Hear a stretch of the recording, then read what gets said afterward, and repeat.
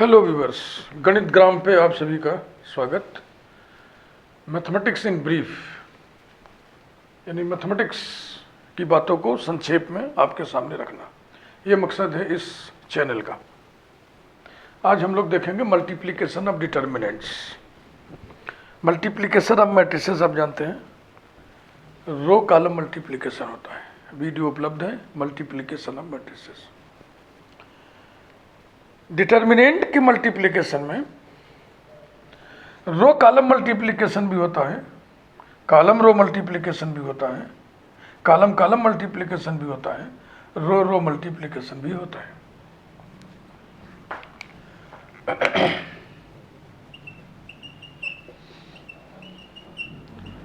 रो row multiplication,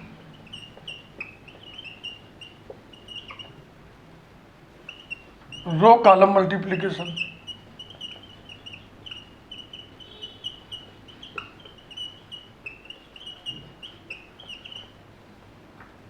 column row multiplication.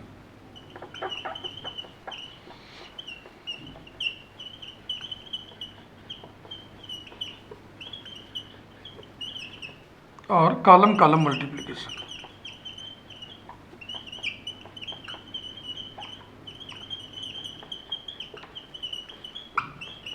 ये सब रहस्य की बात आज उजागर हम करेंगे। जहां चार चार तरह के मल्टीप्लिकेशन पॉसिबल है, वहां आखिर में किसी एक को तो स्टैंडर्ड मानना पड़ेगा ना, नहीं हमेशा कंफ्यूजन की स्थिति रहेगी। मल्टीप्लिकेशन ऑफ डिटर्मिनेंट्स में इसे स्टैंडर्ड माना गया है, रो रो मल्टीप्लिकेशन को। लेकिन प्रायः देखने में ये आता है कि स्टूडेंट्स और कुछ ट्रेनर रो कॉलम मल्टीप्लिकेशन ही कर देते हैं, क्योंकि उनकी आदत पड़ी हुई है मैट्रिक्स मल्टीप्लिकेशन में रो कॉलम मल्टीप्लिकेशन करने की। लेकिन इसे ही स्टैंडर्ड मल्टीप्लिकेशन माना गया है। अब ये चार चार प्रकार के मल्टीप्लिकेशन होने के पीछे कुछ तो मैकेनिज्म होगा, कुछ तो रहस्य होगा, कोई तो कॉन्सेप्ट होगा। हाँ, डिटर्मिनेंट्स में रोज और करस्पॉन्डिंग कॉलम्स को आपस में बदल देने से, इंटरचेंज कर देने से डिटर्मिनेंट की वैल्यू नहीं बदलती है। यानी कि डिटर्मिनेंट ए, मान लीजिए ए कोई स्क्वायर मैट्रिक्स है, उसका डिटर्मिनेंट और ए के ट्रांसपोज का डिटर्मिनेंट ये जो है बराबर होता है। यही रहस्य है। उदाहरण से समझते हैं।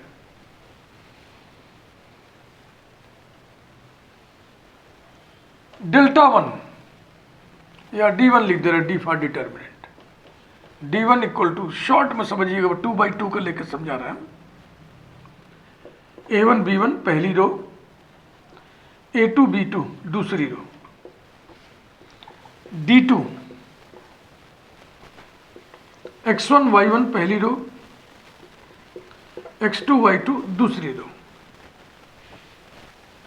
रो रो मल्टीप्लिकेशन किया जाए पहले,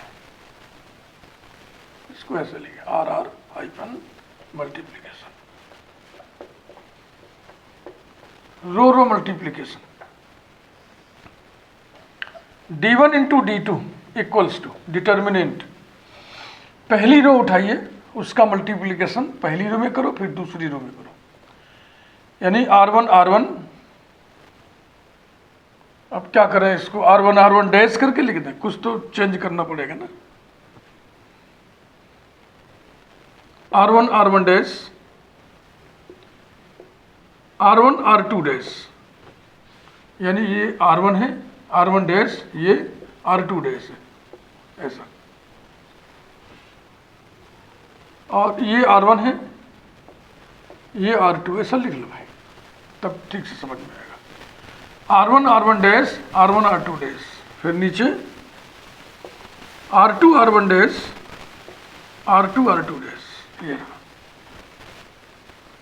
यानी कि अब किसी रो में किसी रो का मल्टीप्लिकेशन करने का मतलब, किसी रो में किसी कॉलम का मल्टीप्लिकेशन करने का मतलब, किसी कॉलम में किसी कॉलम का मल्टीप्लिकेशन करने का मतलब होता है करस्पॉन्डिंग एलिमेंट्स को मल्टीप्लाई करके जोड़ दो। sum of products of elements of a row and the corresponding elements of another matrix, यानी this into this का मतलब ये हुआ a1 x1 plus b1 y1, this into this, फिर this into this का मतलब क्या हुआ a1 x2 plus b1 y2। अब इसे उठाइए a2 x1 plus b2 y1, a2 x2 plus b2 y2, ये है row row multiplication.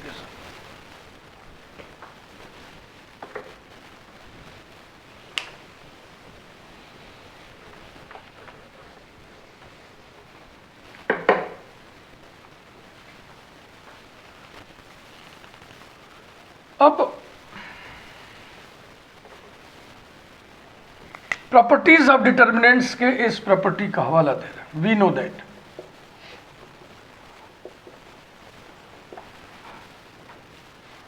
Interchange of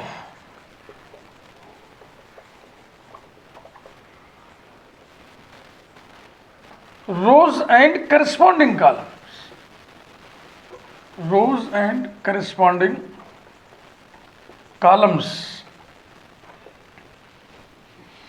has no effect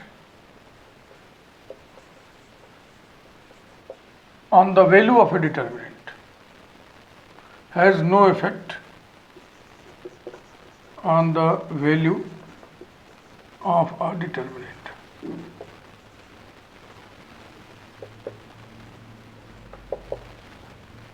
तो अब इसी को हम पुनः जो है करने जा रहे हैं। d1 into d2 equals to a1 b1 a2 b2 into x1 y1 x2 y2।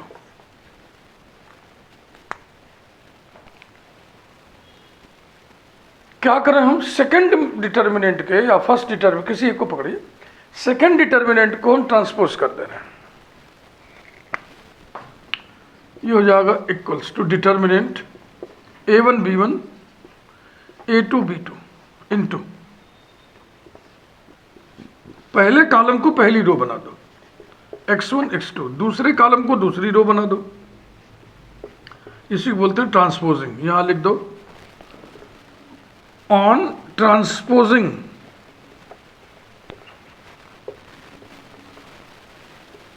Second determinant. अब रो रो मल्टीप्लिकेशन करिए।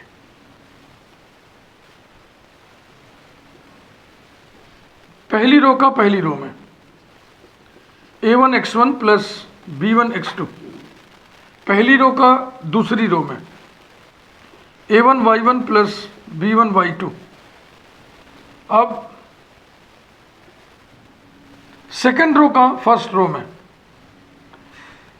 a2 x1 plus b2 y1, second row का सेकंड, ठीक हुआ ना, a2 x1 प्लस b2, गड़बड़ हो गया, b2 x2।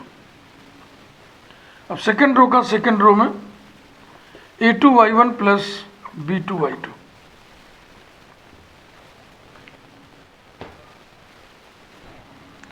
अब आप इसे चेक करें, अगर हम बिना ट्रांसपोज किए सीधे रो कॉलम मल्टीप्लिकेशन किए होते, यानी रो और कॉलम का मल्टीप्लिकेशन किए होते, तो यही आता कि नहीं। देखो a1 x1 plus b1 x2, okay, a1 y1 plus b1 y2, ठीक, a2 x1 plus b2 x2, ठीक, a2 y1 plus b2 y2, ठीक, it is which is row column multiplication, row column multiplication RC multiplication. Feeling हुई ना, एहसास हो रहा है कि नहीं। इसी प्रकार से ये है ओरिजिनल। अगर हम इसके कॉलम को बदल दें, रोज को बदल दें, यानी इसको ट्रांसपोज कर दें, अगर हम इसको ट्रांसपोज करके रो रो मल्टीप्लिकेशन करेंगे तो जो रिजल्ट आएगा वो दरअसल इसमें क्या करने से मिलेगा? कॉलम रो मल्टीप्लिकेशन करने से मिलेगा।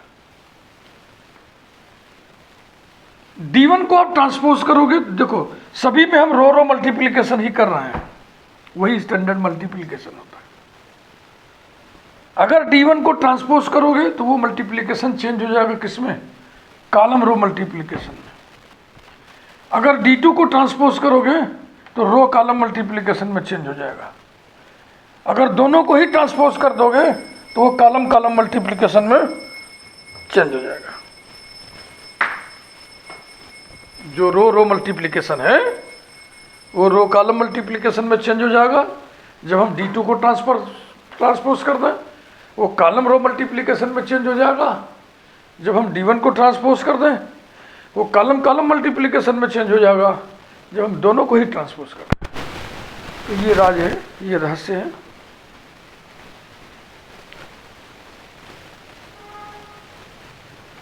मल्टीप्लिकेशन ऑफ डिटर्मिनेंट में row row multiplication, row column multiplication,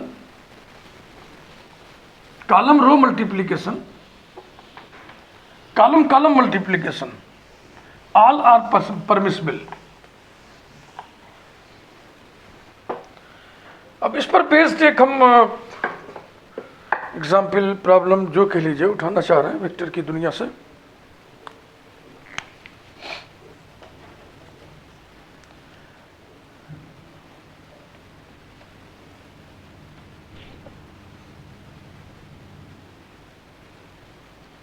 माना vector A equals to A1 i cap plus B1 j cap plus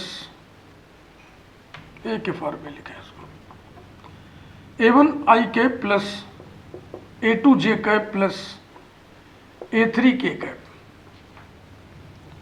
vector B equals to B1 i cap plus B2 j cap plus B3 k cap. Vector C equal to C1 i cap plus C2 j cap plus C3 k cap. तीन vectors हमने लिया, तीनों component form में हैं, तो इनका scalar triple product box ABC बराबर होता है डिटर्मिनेंट ऑफ कोफिशिएंट्स।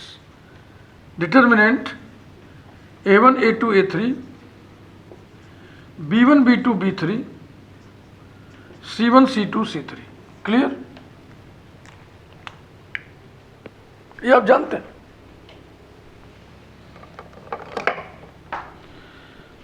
अब आइए दूसरा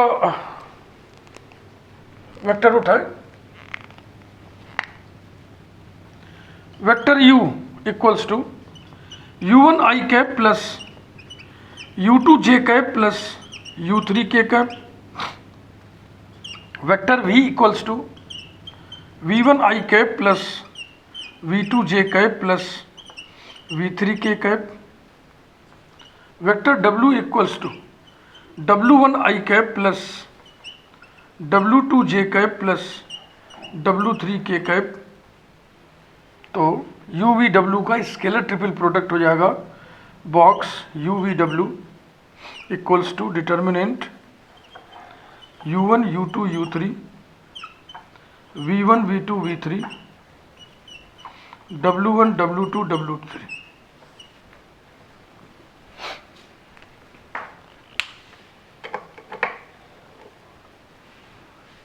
जहां भी मल्टीप्लिकेशन ऑफ डिटर्मिनेंट से संबंधित कोई मैटर तुम्हें देखेगा तो जो भी रिजल्ट है वो तुम्हें रो रो मल्टीप्लिकेशन पर बेस्ड ही दिखेगा।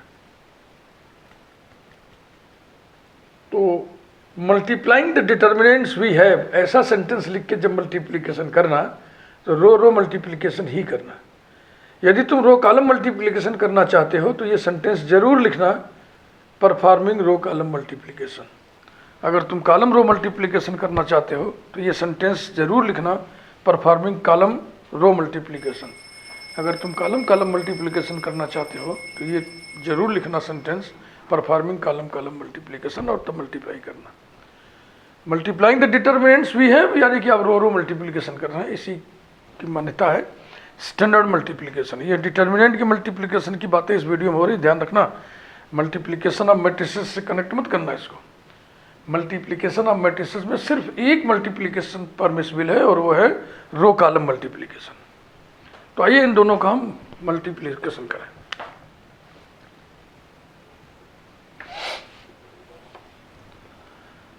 Therefore, box ABC into box UVW equals to determinant A1 A2 A3 B1 B2 B3 C1 C2 C3 into determinant U1 U2 U3 V1 V2 V3 W1 W2 W3 row row multiplication हमें करना है, जाहिर सी बात है। ये रो में हमने partitioning कर दिया, इसका भी और इसका भी। चलिए पहला रो उठाइए, पहली रो का पहली रो में A1 U1 plus A2 U2 plus A3 U3, ठीक है। फिर फर्स्ट रो का सेकंड रो में A1 V1 plus A2 V2 plus A3 V3। First row का थर्ड रो में मल्टीप्लाई करिए A1 W1 plus A2 W2 plus A3 W3। अब आप उठाइए second,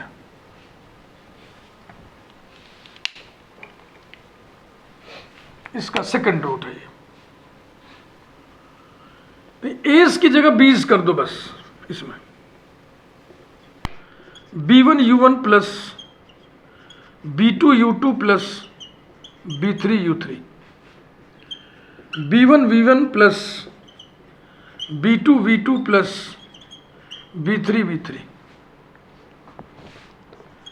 B1 W1 plus B2 W2 plus B3 W3।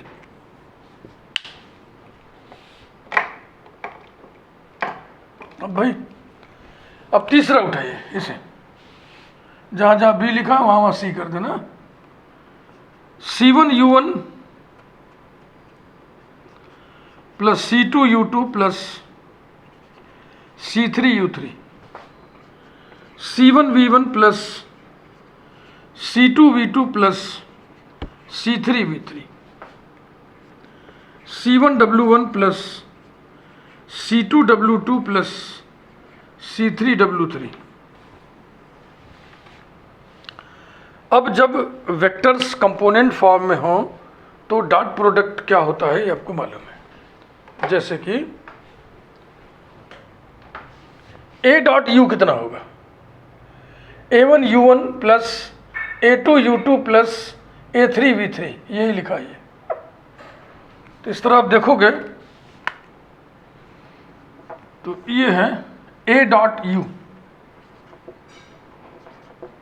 और ये है A डॉट V, ये है A डॉट W। देखो ध्यान से A डॉट W, देखो परीक्षा करो, ये है A1 W1, देखते चलो वहाँ फर्स्ट रो के तीसरे नंबर पे, plus A2 W2 plus A3 W3। Clear? बस अब तो नीचे क्या है कि A की भूमिका में B आ जाएगा, फिर B की भूमिका में C आ जाएगा, तो ये हो जाएगा B dot U, B dot V, B dot W और लास्ट में C dot U, C dot V, C dot W। तो दो स्केलर प्रोडक्ट्स का मल्टीप्लिकेशन इस तरीके से डिफाइन होता है। और इसको डिफाइन होने में भूमिका किसकी रही? मल्टीप्लिकेशन ऑफ डिटर्मिनेंट्स की, रो रो मल्टीप्लिकेशन। क्लियर हुआ आपको? मल्टीप्लिकेशन ऑफ डिटर्मिनेंट एकदम आपको स्पष्ट हो जाना चाहिए। अगर फिर भी कोई संशय है तो आप कमेंट बॉक्स में हमसे पूछिए। मैंने आपको बताया कि डिटर्मिनेंट के मल्टीप्लिकेशन में रो रो मल्टीप्लिकेशन ये स्टैंडर्ड मल्टीप्लिकेशन माना गया है। हो सकते हैं चार, row row multiplication, row column multiplication, column row multiplication, column column multiplication. 4 क्यों हो सकते हैं? इसके पीछे डिटर्मिनेंट की एक प्रॉपर्टी जिम्मेदार है। कौन सी प्रॉपर्टी? किसी डिटर्मिनेंट को ट्रांसपोज कर देने से उसकी वैल्यू पे कोई असर नहीं पड़ता है। ट्रांसपोज कर देना माने रोज और करस्पॉन्डिंग कॉलम्स को आपस में इंटरचेंज कर देना। Thank you very much. Channel को सब्सक्राइब कर दें। खुद आप जुड़े हैं, औरों को भी जोड़ें। धन्यवाद।